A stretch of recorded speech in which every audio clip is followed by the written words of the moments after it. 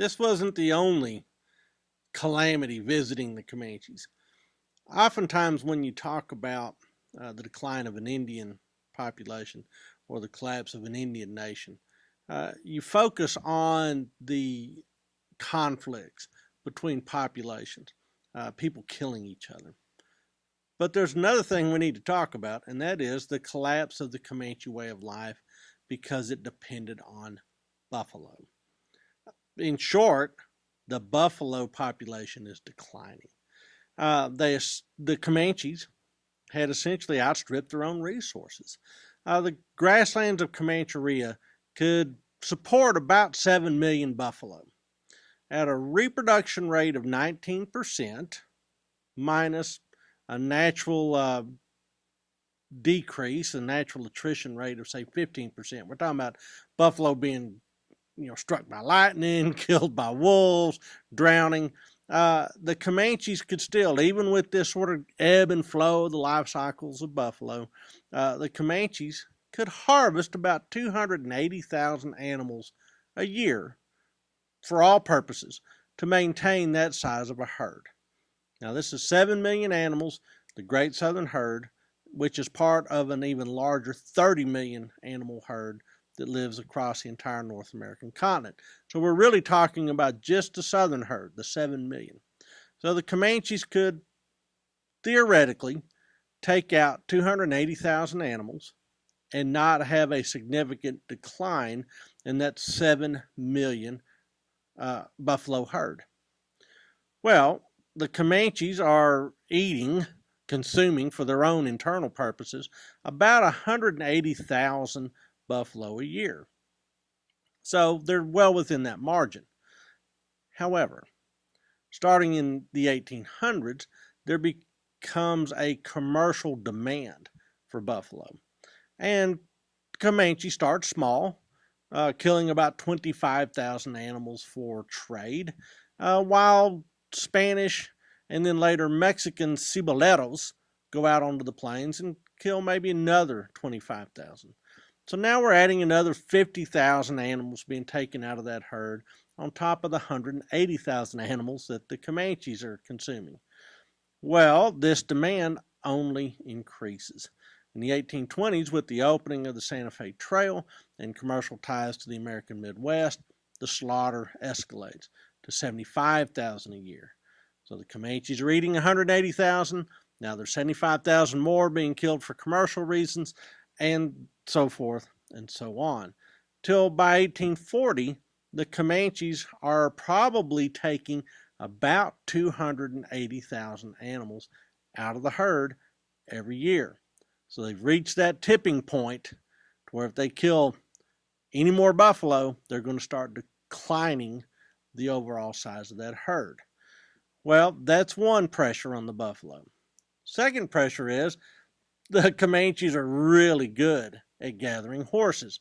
In fact, they get so many horses that it starts to decrease the amount of pasturage that the buffalo have at their disposal.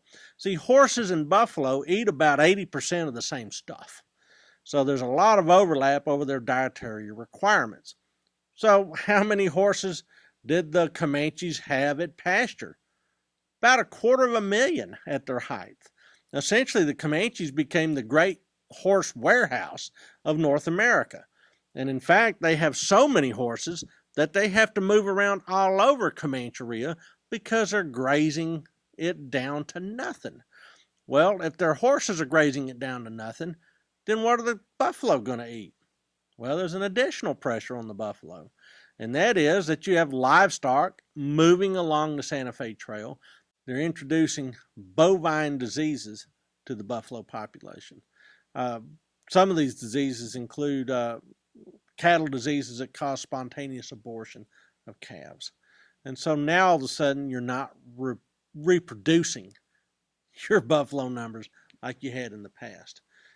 So there's a lot of things that are really starting to whittle away this 7 million animal herd. Well, guess what? We have climate to also consider.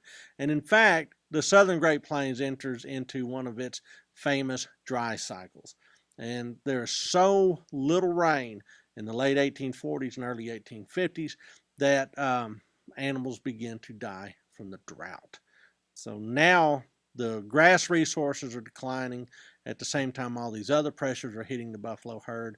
That by 1860, it's estimated that that 7 million buffalo herd that we've been talking about has been cut in half to just 3.5 million buffalo. Still plenty to go around, right? Well, maybe.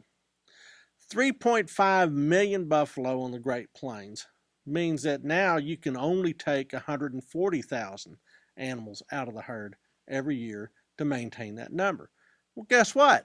The consumption's going through the roof because now the Comanches have contacted the Americans. And the Americans have figured out, we absolutely know how to use buffalo products on a commercial scale. The number of Comanches has declined, that's for sure. And so now they're not needing as many buffalo for internal use, maybe 90,000 animals a year. Well, 90,000 animals going to the Comanches and tens of thousands going out for commercial purposes. Next thing you know, the buffalo herd is shrinking, and it's shrinking at an alarming rate in the 1850s. We oftentimes think of the great buffalo slaughter as being a phenomena of the 1870s. Trust me, the mortal blow was struck on the southern herd in the 1850s. Well, here's the dilemma. Since ancient times, since 1491, the biggest issue about buffalo management on the Great Plains was making sure that you killed enough of them so that the animals didn't overgraze their environment. The careful tending of this number was always how you kept that balance. But natural climate cycles, natural increases and decreases, oftentimes tracked very nicely with human populations. So the buffalo would decline, human population would decline. The buffalo would increase, the human population would increase. And so these cycles seem to be, sort of natural things. So if you're a Comanche in the 1850s, you're looking at this going, times are tough, but they'll get better. If you're a Comanche in the 1840s, you're going, times are great, but they may get worse. But this time, they're different. What ends up happening now is that this old cycle that the Indians would have been used to has now reached essentially a fatal tipping point. It was anything but natural now. The commercial demands, the outside demands, heck, the Comanches even invited the Arapahoes and the Cheyenne to come in and hunt their buffalo in an effort to buy peace. All of these factors, plus the epidemics that we've already discussed, and the lack of rain, and the too many horses, all this stuff just absolutely causes the Comanche Empire to implode, and implode over a very few years. I mean, it is a catastrophic and almost spontaneous implosion. So this convergence will spell the doom of the once great Comanche Empire.